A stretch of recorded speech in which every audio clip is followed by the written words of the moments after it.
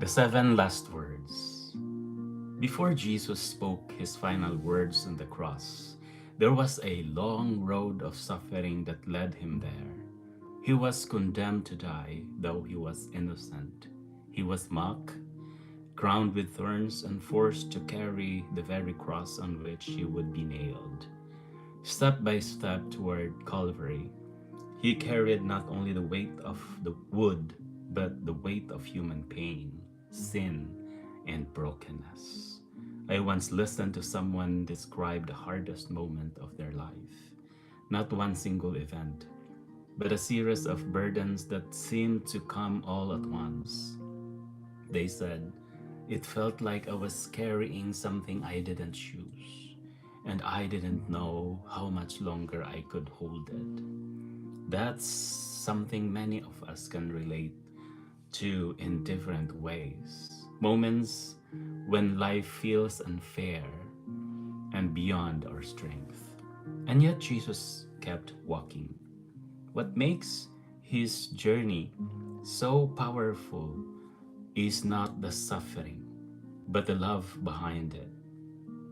He could have turned away, he could have refused, but he chose to continue for others, for us. When he was finally nailed to the cross in unimaginable pain, he did not remain silent. Instead, he spoke. His last seven words were not random. They were filled with meaning, love, forgiveness, and trust. They reveal his heart even in his final moments. I remember a time when someone close to me was going through intense pain. And even then, they were more concerned about the people around them than themselves. They offered comfort, reassurance, even a sense of peace to others. It struck me deeply how someone could still love while hurting so much. That is what we see in Jesus perfectly. His words from the cross are not just something to remember, they are something to live. They call us to forgive when it's hard, to trust when we do not understand, to care for others even in our own struggles, and to surrender our lives into God's hands. So, as we reflect on these final words, we are not just looking at the end of his life, we are being invited into a way of living, a life that loves even in suffering, a life that trusts even in uncertainty, a life that gives even when it costs everything. And maybe today, the question is simple. When life places a cross in front of you, something heavy, something you did not choose, how will you carry it? Because Jesus did not carry his cross to Calvary. He showed us how to carry ours. First word, Father, forgive them, for they know not what they do. Luke chapter 23, verse 34. I once sat across from someone who had hurt me deeply. Words said in anger that couldn't be taken back. Trust that had been quietly broken over time. I remember the tightness in my chest, the replaying of every moment, the silent arguments in my head where I finally won. Forgiveness felt impossible, almost unfair. Why should I let go when the wound still felt so fresh? And yet, in that space of hurt, I began to understand that something deeper about Jesus' first word on the cross. In the middle of his suffering, betrayed, mocked, and nailed to wood, he did not defend himself or demand justice. He chose to forgive, not after the pain passed, but right in the middle of it. That kind of forgiveness is not easy. It is not a feeling that suddenly appears. It is a decision, sometimes one we have to make again and again. I think of a friend who shared how she forgave her father after years of absence. She told me it didn't happen in one moment. It started with a simple prayer: God, I'm not ready, but help me want to forgive.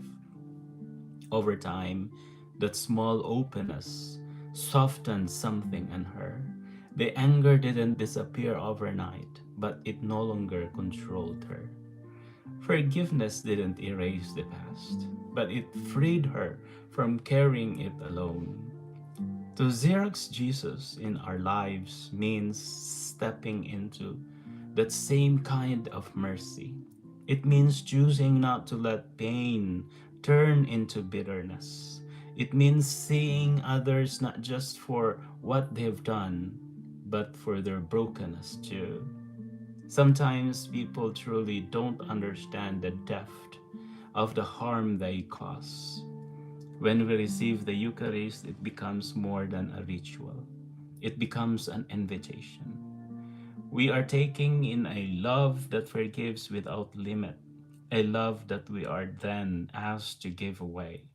It's challenging because it asks us to let go of our right to hold on to resentment.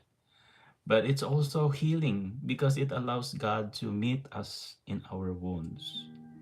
Forgiveness doesn't mean pretending nothing happened. It doesn't mean trusting blindly again. It means releasing the hold that pain has on our hearts and placing justice, healing, and restoration in God's hands. So today, maybe the question isn't, can I forgive completely? Maybe it's, can I take the first step?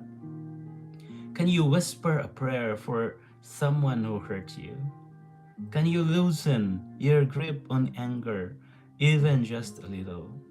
Because in that small beginning, you are already walking the path Jesus showed, bringing His mercy into a world that desperately needs it, and allowing His love to heal you from within. The second word: today you will be with me in paradise. Luke chapter 23, verse 43. A few years ago, someone I knew hit a breaking point. His life hadn't turned out the way he expected.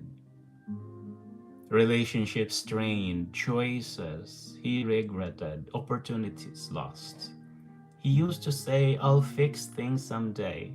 I'll get right with God when I'm better. But someday kept getting pushed further away. One night, after everything seemed to fall apart at once, he sat alone and finally said out loud, God, I don't have anything left to prove. If you're there, I need you now. There was no dramatic moment, no sudden perfection.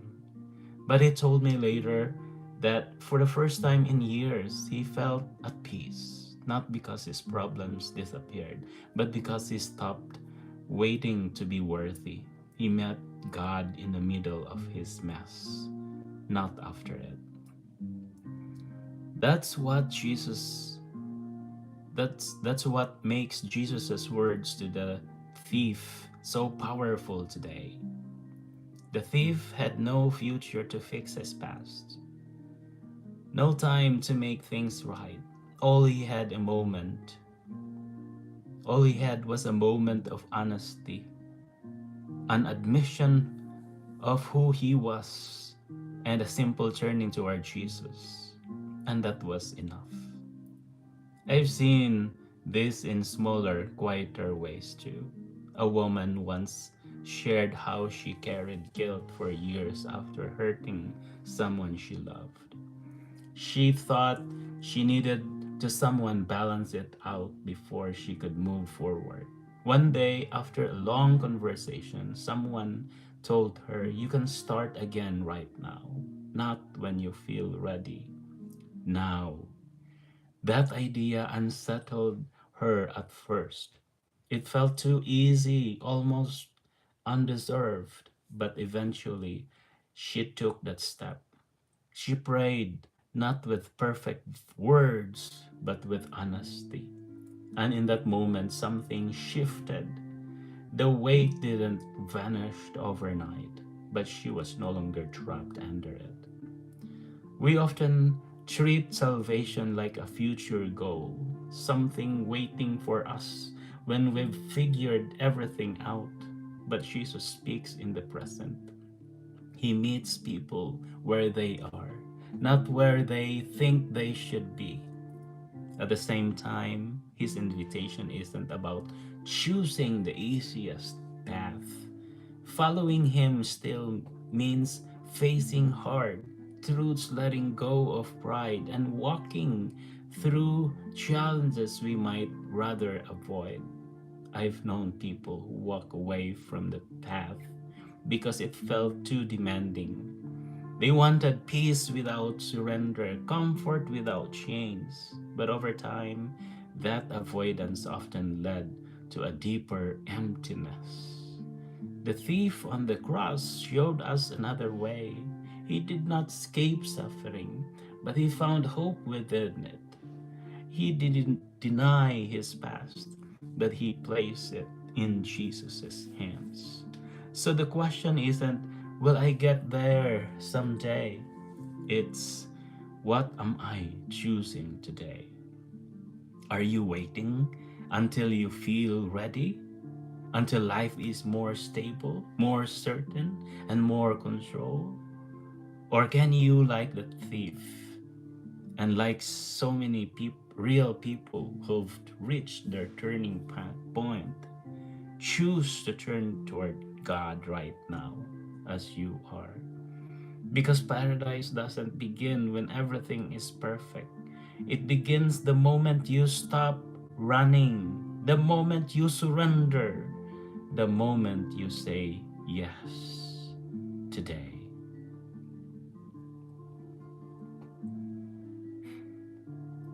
The third word, woman, here is your son. Son, here is your mother. John chapter 19, verse 27. I remember visiting a friend who had just lost his job. Bills were piling up, his confidence was shaken, and every conversation seemed to circle back to uncertainty.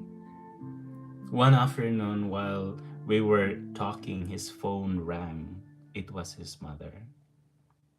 He paused, sighed quietly, and for a second I thought he might ignore the call. Instead, he picked up, and everything in his tone changed. He listened patiently as she talked about something small, something that didn't seem urgent at all. Afterward, I asked him why. He answered when he had so much on his mind. He said, "She doesn't know how hard things are right now, but she's always been there for me. I can still be there for her."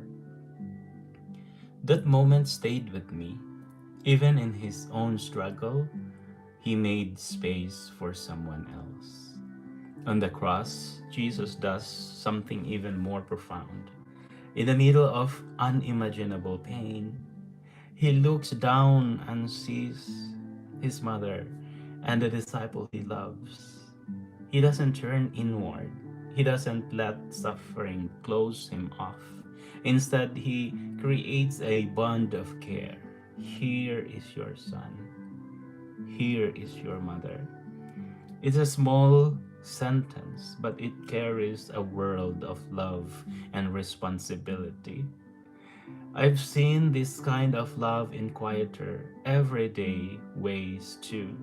A woman I know worked long shifts at a hospital, often coming home exhausted. Yet every evening she would stop by her elderly father's house just to check in, bring him food, or sit with him for a few minutes. She once told me, "Some days I feel like I have nothing left to give, but I give anyway. Not because it's easy, because it's love." And then there are the other side of these stories, the parents who wait.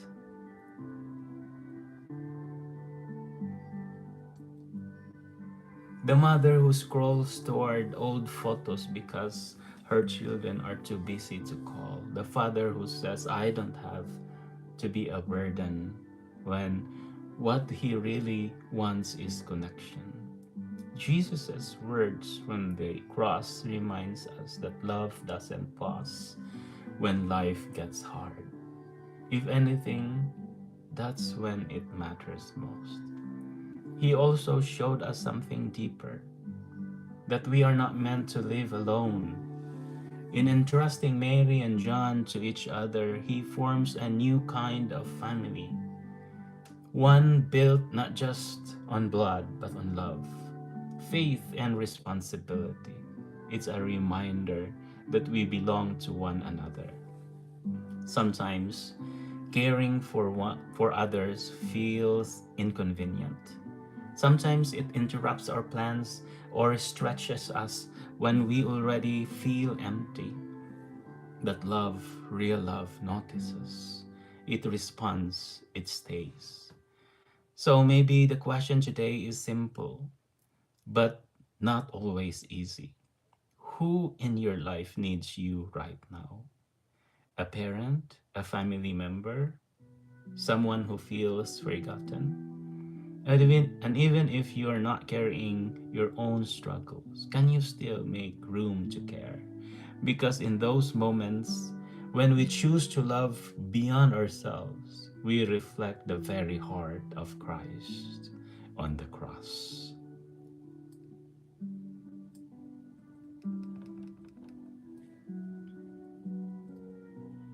The fourth last word, my God, my God, why have you forsaken me? Matthew chapter 27, verse 46.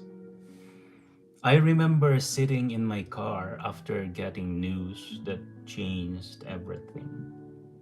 The kind of news that makes the world feel suddenly quiet and unbearably loud at the same time. I didn't pray the way I was taught. There were no polished words, just a raw question that kept repeating, God, where are you? It felt like silence. No immediate answer, no sudden peace. Just the weight of the moment and the feeling of being completely alone. Later, a friend shared something similar. He had lost someone close to him, and he admitted that what shook him most wasn't just the loss. It was the feeling that God had disappeared when he needed him most. He said, I believe in him. But in that moment, it felt like he stepped away. Those experiences echo something deeply human, something Jesus himself voiced on the cross. My God, why have you forsaken me? It's a line that can feel unsettling. And even Jesus said this. What does it mean?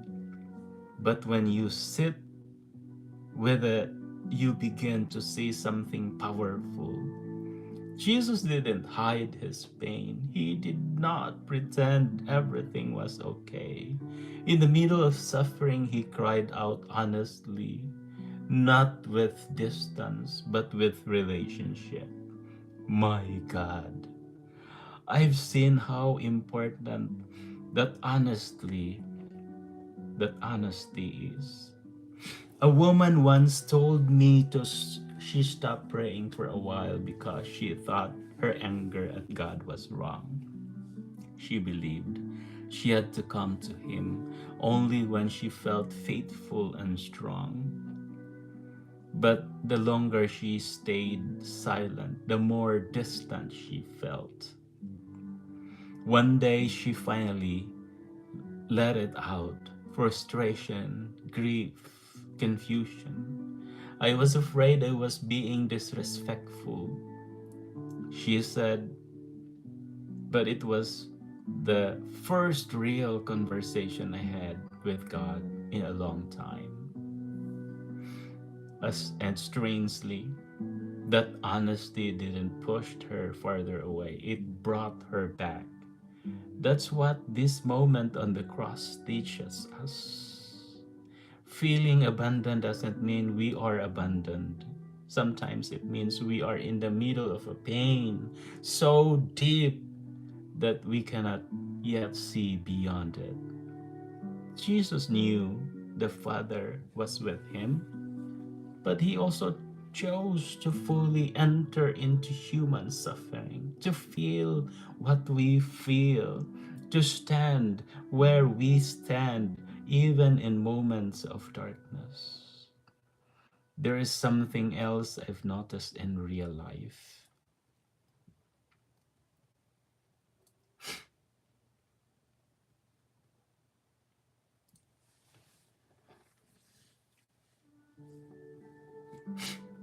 The presence of God often doesn't come as a dramatic rescue.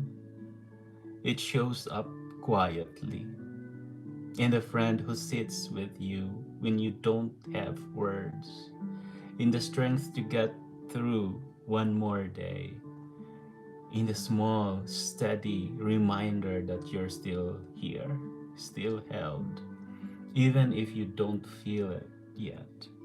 So if you're ever found yourself asking God, where are you? You are not alone. That question itself can be a form of prayer. You don't have to hide your doubts. You don't have to clean up your emotions before coming to Him. Jesus speak because even in the silence, even in the confusion, even in the feeling of being forsaken, God is not absent. And sometimes the deepest faith isn't found in having all the answers, but it but in still calling out my God, even when everything hurts.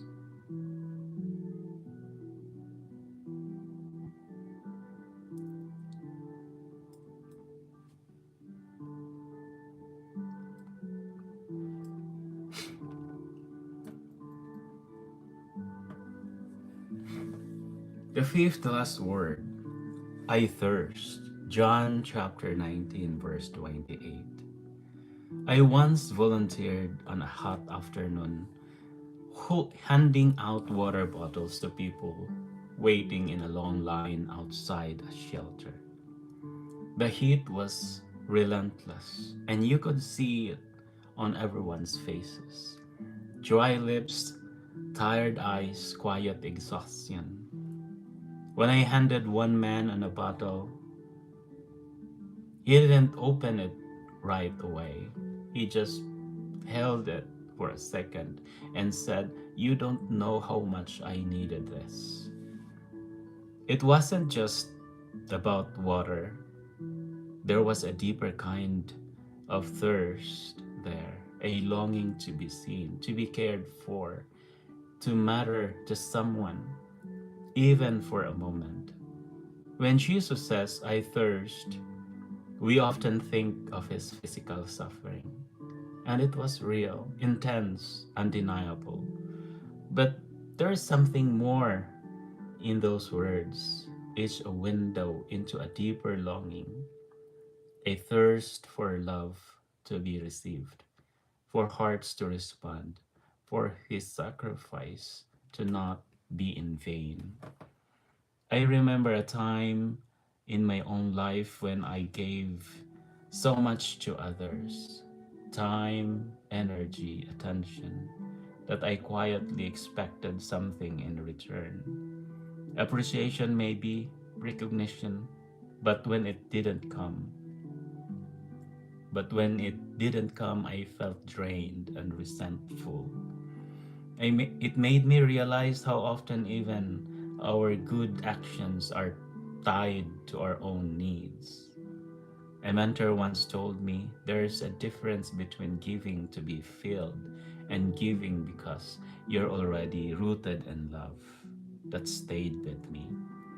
Jesus' thirst wasn't about getting something back for himself. It was about pouring himself out completely for people who didn't always understand, didn't always respond, and sometimes even rejected him. I've seen glimpses of what kind of love in real life. A mother caring for a child with special needs, day after day, with little rest and even less recognition. A man who quietly visits his sick friend every week, even when conversations have grown short and memory is fading. A teacher who keeps showing up for struggling students long after the efforts stop being easy. That kind of love costs something. And that is where the question becomes personal. What are we thirsting for? Because not all thirst leads us in the same direction. I've seen people who chase success, comfort, or validation, thinking it would satisfy them, only to feel more empty when they got there. And I have known others who chose the harder road of loving, serving, and sacrificing, and somehow found a deeper sense of purpose, even in exhaustion. Suffering on its own can harden us. It can make us bitter, closed off, defensive. But suffering rooted in love, real, self giving love, has the power to change us. It stretches the heart, it deepens compassion, it makes room for something greater than ourselves. A thirst is not just a statement from the cross, it's an invitation to need to notice the deeper needs around us, an invitation to examine what we're really living for, an invitation to love not when it's convenient but when it costs something. So maybe today we pause and ask, what am I truly thirsty for? And whose thirst, physical, emotional, spiritual, am I willing to notice? Because when we begin to respond to that deeper thirst with love, our lives start to reflect something of His. A love that gives even when it's hard, and keeps giving even when it's not returned.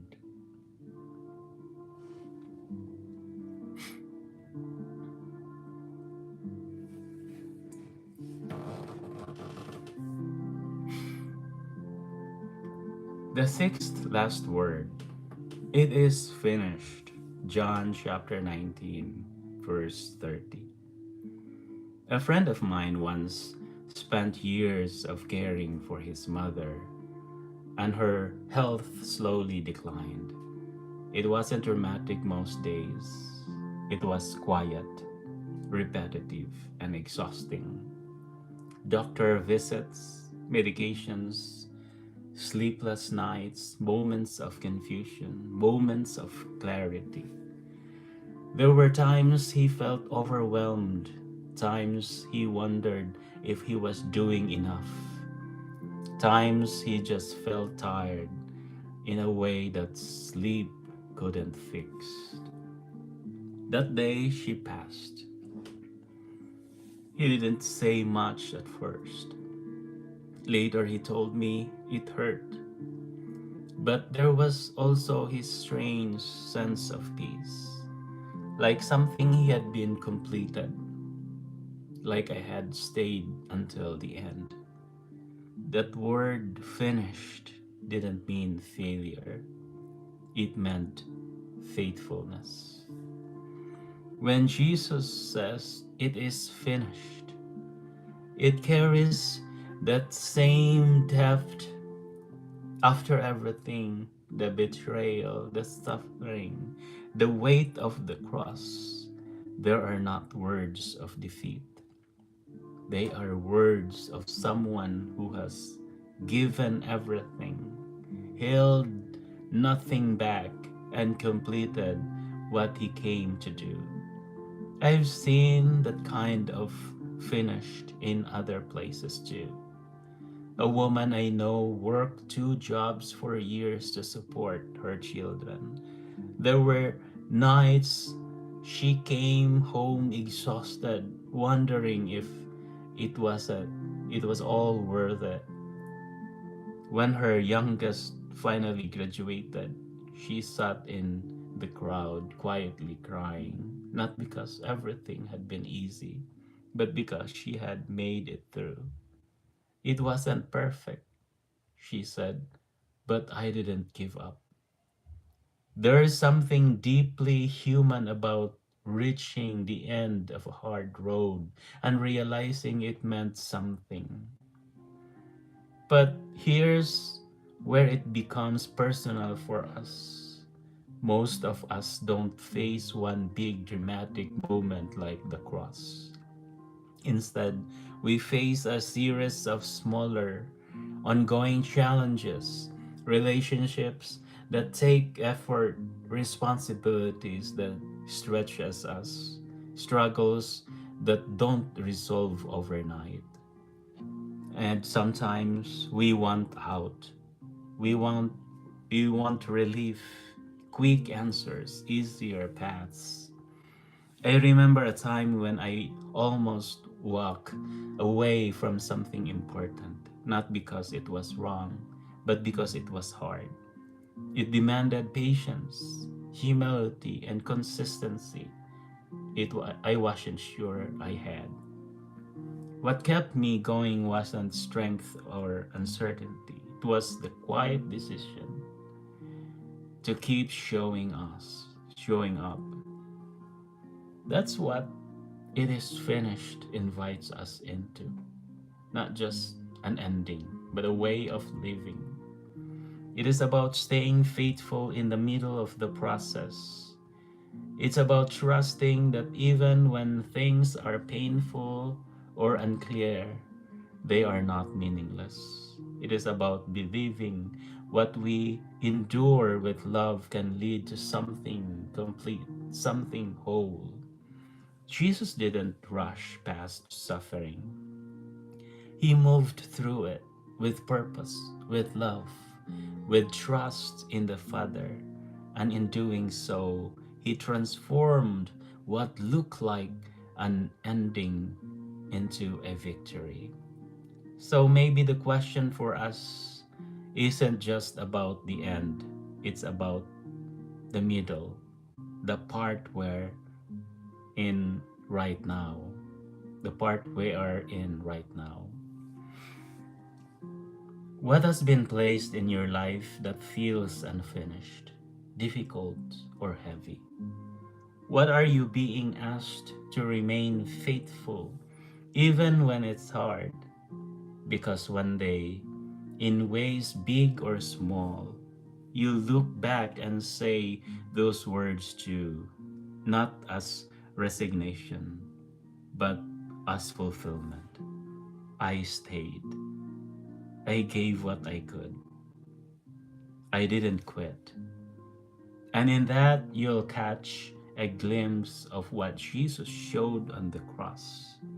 The love carried through to the end is never wasted. And what feels like an ending can become something complete.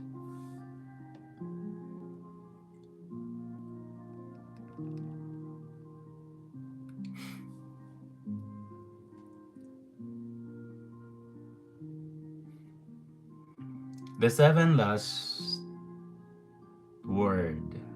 Into your hands, Lord, I commend my spirit. Luke chapter 23, verse 46. I once sat beside someone in his final hours. The room was quiet, the kind of quiet that makes every breath feel significant. His family stood close, some holding his hands, others whispering prayers, a few simply watching, not knowing what to say. At one point, he opened his eyes and said softly, I'm tired. I think I'm ready. There was no fear in his voice, just a kind of surrender, not giving up, but letting go. That moment changed the way I understood trust. Jesus' final words on the cross carry that same depth.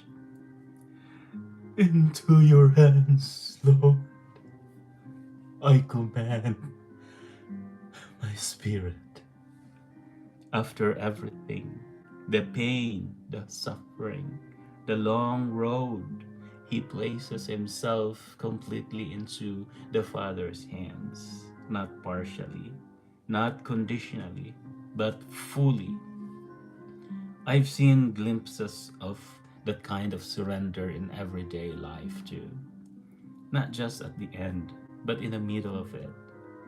A woman I know went through a season where everything felt uncertain: her career, her health, her future. She tried to control every outcome, plan every step, prepare for every possibility. But the more she tried, the more anxious she became. One day, she admitted, I can't hold everything together anymore. That wasn't failure, it was honesty. And slowly she began to pray differently, not asking for perfect answers, but saying, God, I don't understand, but I trust you with this. She told me later that her circumstances didn't instantly change, but something inside her did. The constant tension began to loosen.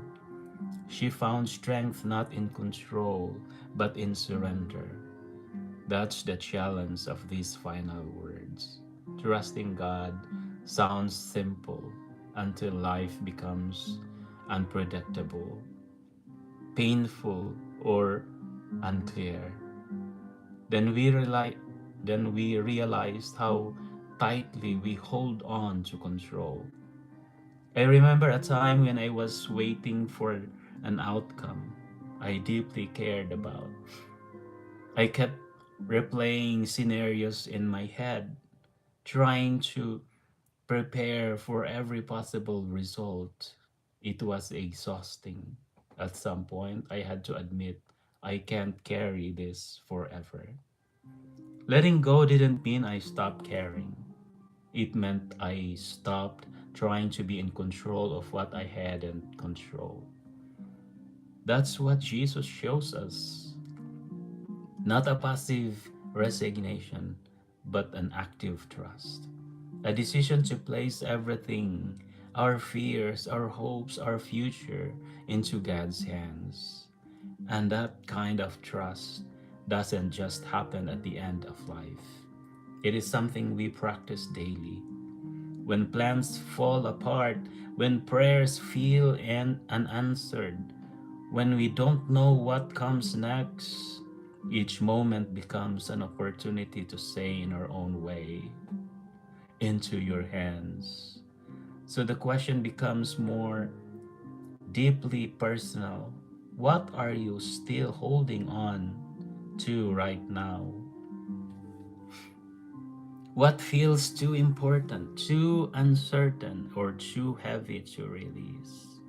Surrender doesn't mean losing, it means trusting that you are held. Because in the end, and even now, peace is not found in having everything figured out, but in knowing where to place your life. And little by little, as we learn to let go, our hearts begin to echo the same quiet confidence. Into your hands, Lord, I trust you. Summary.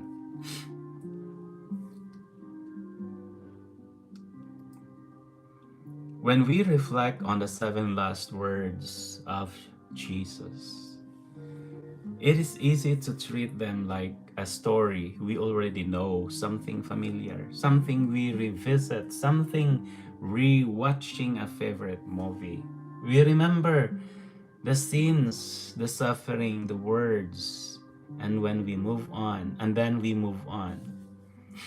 But these words were never meant to stay in the past. They were meant to change how we live now. I remember talking to someone who said, I've heard those reflections every year, but my life still looks the same. That honesty stuck with me because it's possible to remember everything Jesus said and still not let it transform us. Each word he spoke on the cross carries something we are meant to live: forgiveness instead of resentment, hope instead of despair, care for others care for others even in our own pain, trust when we feel abandoned, love that gives without counting the cost, perseverance until the end, and complete surrender to God. I once saw how one small act of living this out can ripple outward. A man chose to forgive a family member after years of silence. It didn't fix everything overnight, but it opened a door.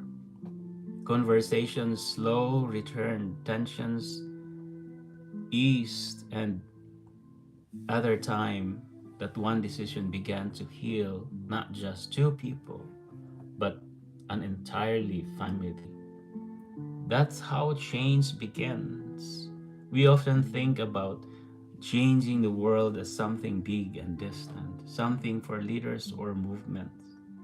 But the kind of transformation Jesus calls us to is deeply personal. Personal. It starts in the heart of one person, then moves into a family, then into a community. Peace in the world begins with peace in us. Renewal in nations begins with renewal in our daily choices. But this kind of change requires more than remembering, it requires action. It means choosing forgiveness when it's uncomfortable, choosing honesty when it's easier to hide, choosing love when it costs something, choosing faith when we don't have all the answers, not perfectly, but intentionally. So maybe the real question after reflecting on the seven last words isn't, do I understand them? It is, am I living them? Because if we truly take even one of those words seriously, just one, and begin to apply it in our lives, things will start to shift. A relationship can heal, a family can grow stronger, a heart can find peace.